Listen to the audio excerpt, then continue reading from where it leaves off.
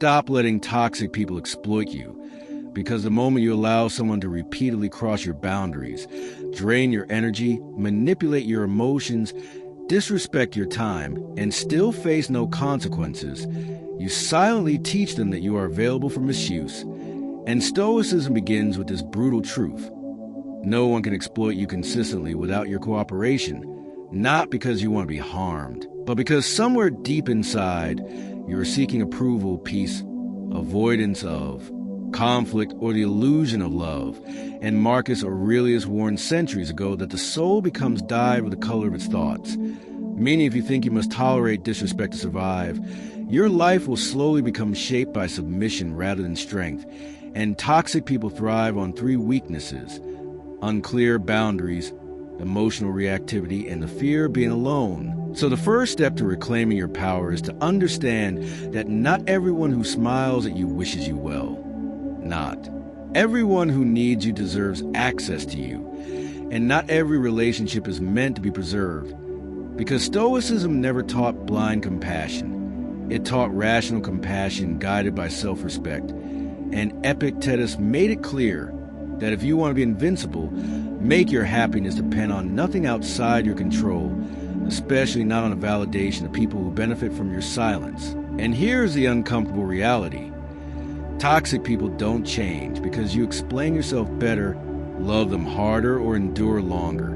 They change only when access to you becomes costly, and most never change at all, which is why Stoics focus not on fixing others, but on mastering their own responses.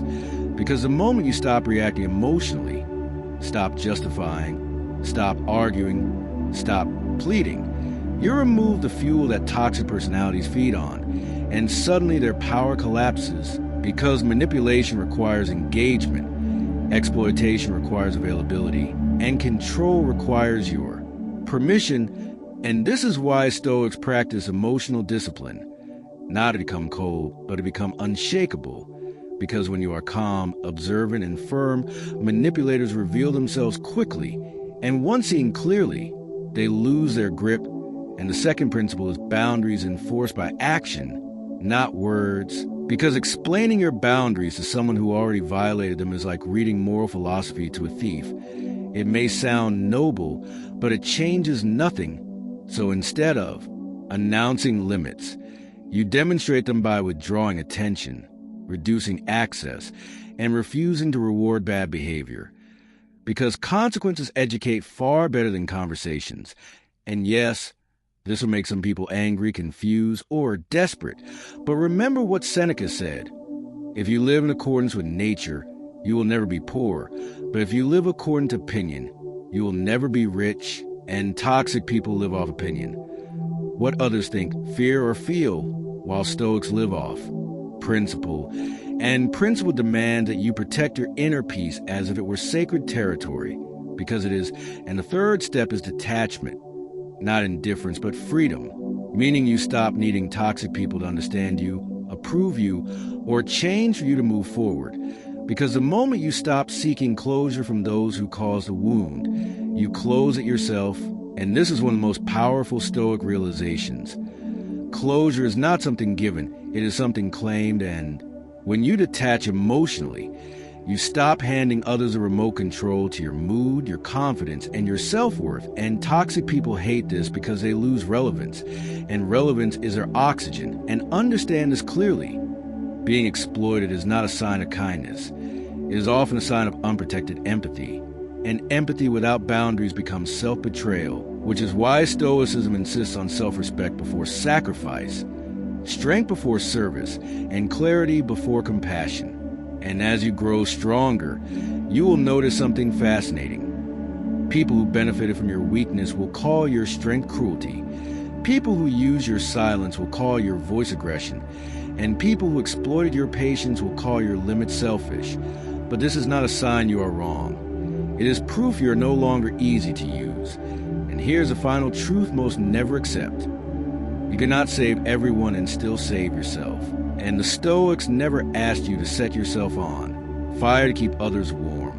They asked you to build a fire so steady that no storm, no manipulator, no toxic presence could extinguish it. And when you fully embody this mindset, calm, firm, detached, principled, you no longer need to fight toxic people, expose them, or defeat them, because the greatest victory is no longer being affected. And the moment you stop giving energy to those who seek to drain it, you don't just stop being exploited. You become untouchable, because power is not loud, dominance is not aggressive, and strength does not beg for respect. It commands it silently. And this is how you stop letting toxic people exploit you. Not by becoming cruel, but by becoming sovereign over your own mind, time, and soul. Begins when you realize that awareness alone is not enough, because seeing toxic behavior without changing your response only sharpens the pain. And this is where Stoicism becomes practical rather than philosophical, demanding that you stop waiting for clarity, apologies, or transformation from people who benefit from keeping you confused, because the most dangerous trap is believing that if you just explain yourself one more time, remain patient a little longer, or prove your loyalty through suffering, things will finally improve, when in reality toxic dynamics survive precisely because you keep investing after the evidence is clear. And Stoicism calls this attachment to false hope a form of self-deception, not kindness, because hope that ignores reality is not virtue, it is avoidance. And the Stoic path requires the courage to accept what is not what you wish it to be. Once you accept that some people will never treat you well no matter how understanding you are freed from the exhausting need to fix, rescue, or endure. And this is when real power begins. Because power is not controlling others. It is controlling access to you, your time, your emotional energy, and your inner peace. And toxic people sense this shift immediately, often responding with confusion, anger, guilt-tripping, or sudden kindness meant to pull you back into the old pattern. But Stoicism teaches you to judge actions, not words, patterns, not promises, because character is revealed over time, not in moment of panic when control is threatened. As you enforce boundaries through consistent behavior rather than emotional confrontation, you may feel discomfort, loneliness, or doubt, but Stoicism reminds you that discomfort is not harm. It is the nervous system adjusting to self-respect. And this adjustment period is essential because a mind conditioned to chaos often mistakes calm for emptiness. Yet peace feels unfamiliar before it feels safe. During this phase, the Stoic discipline is simple but demanding. Do less explaining, less reacting, less engaging in circular conversations, and more observing, more choosing silence, more choosing distance without resentment. Because resentment keeps you psychologically attached to what you're trying to escape, and detachment without bitterness is the highest form of freedom over time. As you stop feeding the dynamic, toxic people either escalate or disappear, and both outcomes are victories. Because escalation exposes intent, and disappearance restores peace. And you begin to notice that your confidence no longer comes from being needed, liked, or approved of, but from being aligned with your values, which creates a quiet authority that cannot be manipulated.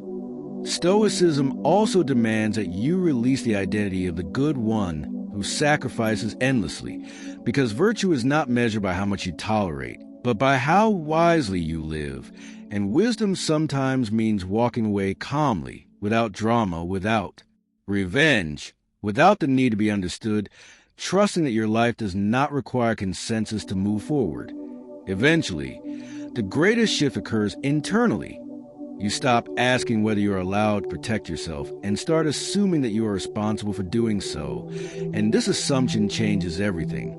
Because when self-respect becomes your baseline, toxic people no longer feel familiar, attractive, or confusing. They feel obvious, and obvious things no longer control you. And this is a Stoic endgame. Not a life free of difficult people, but a mind so disciplined, clear, and grounded that exploitation cannot take root, because you no longer abandon yourself for comfort, approval, or false peace. And when you stop abandoning yourself, no one else can exploit you again.